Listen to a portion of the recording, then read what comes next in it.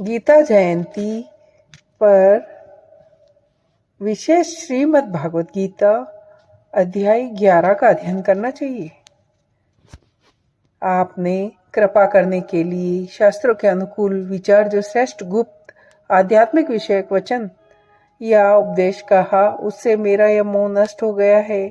क्योंकि हे कमल नेत्र, मैंने आपसे प्राणियों की उत्पत्ति और प्रलय विस्तार पूर्वक सुने हैं तथा आपकी अविनाशी महिमा भी सुनी है। हे परमेश्वर, आप अपने को जैसा कहते हैं यह ठीक ऐसा ही है, परंतु हे पुरुषोत्तम, आपके ज्ञान, ऐश्वर्य, शक्ति, बल, वीर्य और तेज से युक्त ईश्वरीय रूप को मैं प्रत्यक्ष देखना चाहता हूँ। हे प्रभु, यदि मेरे द्वारा आपका वह रूप देखा जाना शक्य है, ऐसा आप मानते हैं, तो योगेश्वर, आप असली अविनाशी स्वरूप के मुझे दर्शन कराइए। ईश्वर बोलते हैं, हे पार्थ, अब तू मेरे सैकड़ों हजारों नाना प्रकार के और नाना वर्ण तथा नाना आकृति वाले अलौकिक रूपों को देखो। हे भरतवंशी अर्जुन, मुझ में आदित्यों को अर्थात अदिति के 12 पुत्रों को, 8 वसुओं को, 11 रुद्रों को, दोनों अश्वनी कुमारों को और 49 मरुद्रणों को देखो तथा और भी बहुत से जो पहले न देखे हुए आश्चर्यमय रूपों को देखो। हे अर्जुन, अब इस मेरे शरीर में एक जगह स्थित चराचर सहित संपूर्ण जगत को देखो तथा और जो कुछ भी देखना चाहते हो वो देखो, परंतु मुझको तो इस अपने प्राकट नेत्रों द्वारा देखने में निसंदेह समर्थ नहीं है। इसी से मैं तुझे दिव्य अर्थात अलौकिक चक्षु देता हूं, उससे तू मेरी ईश्वरीय योग शक्ति को देख। हे राजन, महायोगेश्वर और भगवान ने इस प्रकार कहकर इसके पश्चात अर्जुन को परम ऐश्वर्य युक्त स्वरूप दिखलाया। अनेक मुख और नेत्रों से युक्त, अनेक अद्भुत दर्शनों वाले, बहुत से दिव्य भूषणों से युक्त और बहुत से दिव्य शास्त्रों को हाथ में उठाए हुए, दिव्य माला और वस्त्रों को धारण किए हुए, दिव्य गंध का सारे शरीर में लेप किए हुए, सब प्रकार के आश्चर्यों से युक्त, सीमा रहित और सब और मुख किए हुए विराट स्वरूप भगवान को अर्जुन ने देखा। आकाश में 1000 सूर्यों के एक साथ उदय होने से उत्पन्न जो प्रकाश हो, वह भी परमात्मा के प्रकाश के सदृश कदाचित ही हो। पांडुपुत्र अर्जुन ने उस समय अनेक प्रकार से विभक्त अर्थात पृथक पृथक संपूर्ण जगत को देवों के देव श्री कृष्ण भगवान के उस शरीर में एक जगह स्थित देखा।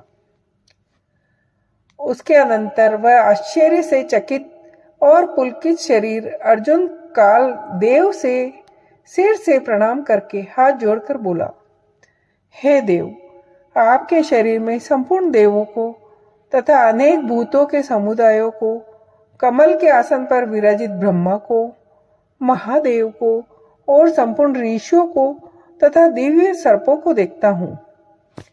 हे संपूर्ण विश्व के स्वामिन, आपके अनेक भुजा, पेट, मुख और नेत्रों से युक्त तथा सब ओर से अनंत रूपों वाला देखता हूँ। हे विश्व रूप, मैं आपके न अंत को देखता हूँ, न मध्य को और न आदि को ही।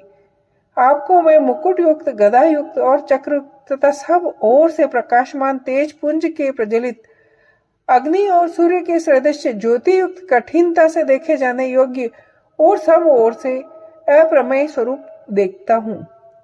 आप ही जानने योग्य परम अक्षर अर्थात परब्रह्म परमात्मा है। आप ही इस जगत के परम आश्रय है। आप ही अनादि धर्म के रक्षक है और आप ही अविनाशी सनातन पुरुष है, ऐसा मेरा मत है। आपको आदि, अंत और मध्य से रहित, अनंत सामर्थ्य से युक्त, अनंत भुज वाले, चंद्र सूर्य रूप नेत्रों वाले, प्रज्वलित अग्निमुख वाले और अपनी तेज से इस जगत को संतप्त करते हुए देखता हूँ। हे महात्मत, यह स्वर्ग और पृथ्वी के बीच का संपूर्ण आकाश तथा सब दिशाएं एक आप से ही परिपूर्ण है तथा आपके इस अलौकिक और भयंकर रूप को देखकर तीनों लोग अति व्यथा को प्राप्त हो रहे हैं। वे ही देवताओं के समूह आप में प्रवेश करते हैं, कुछ भयभीत होकर हाथ जोड़ उच्चारण करते हैं तथा महिषी और सिद्धों के समुदाय कल्याण हो ऐसा कहकर उत्तम उत्तम स्तोत्रों द्वारा आपकी स्तुति करते हैं, फिर भी आप उन्हें खा रहे हो। जो 11 रुद्र और 12 आदित्य, 8 वसु साधक गण, विश्वदेव, अश्वनी कुमार तथा मरुदग और पितरों का समुदाय तथा गंधर्व, यक्ष, राक्षस और सिद्धों के समुदाय है, वे सभी विस्मित होकर आपको देखते हैं। हे महाबाहो, आपके बहुमुख नेत्रों वाले, बहुत हाथ, जंघा और पैरों वाले, उदरों वाले और बहुत सी दाढ़ों के कारण अत्यंत विकराल महान रूप को देखकर सब लोग व्याकुल हो रहे हैं तथा मैं भी व्याकुल हो रहा हूं, क्योंकि हे विष्णु, आकाश को स्पर्श करने वाले देदीप्तमान अनेक वर्णों से युक्त तथा फैलाए हुए मुख और प्रकाशमान विशाल नेत्रों से युक्त आपको देखकर भयभीत अंतःकरण वाला मैं धीरज और शांति नहीं पाता। ताड़ों के कारण विकराल और प्रलयकारी अग्नि के समान प्रज्वलित आपके मुख को देखकर मैं दिशाओं को नहीं जानता हूं और सुख भी नहीं पाता हूं। इसलिए हे देवेश, हे जगन निवास, आप प्रसन्न हो। वे सभी धृतराष्ट्र के पुत्र राजाओं के समुदाय सहित आप में प्रवेश कर रहे हैं। भीष्म पितामह, द्रोणाचार्य तथा वह कर्ण और हमारे पक्ष के भी प्रधान योद्धाओं के सहित सबके सब आपके दाढ़ों के कारण विकराल भयानक मुख में बड़े वेग से दौड़ते हुए प्रवेश कर रहे हैं और कई एक चूर्ण हुए सिरों सहित आपके दांतों के बीच में लगे हुए दिख रहे हैं। जैसे नदियों के बहुत से जल के प्रवाह स्वाभाविक ही समुद्र के सम्मुख दौड़ते हैं, अर्थात समुद्र में प्रवेश करते हैं, वैसे ही नरलोक अर्थात इस पृथ्वीलोक के वीर भी आपके प्रज्वलित मुख में प्रवेश कर रहे हैं। जैसे पतंग मोहवश नष्ट होने के लिए प्रज्वलित अग्नि में अति वेग से दौड़ते हुए प्रवेश करते हैं, वैसे ही ये सब लोग भी अपने नाश। गीता जयंती पर विशेष श्रीमद् भागवत गीता अध्याय 11 का अध्ययन करना चाहिए।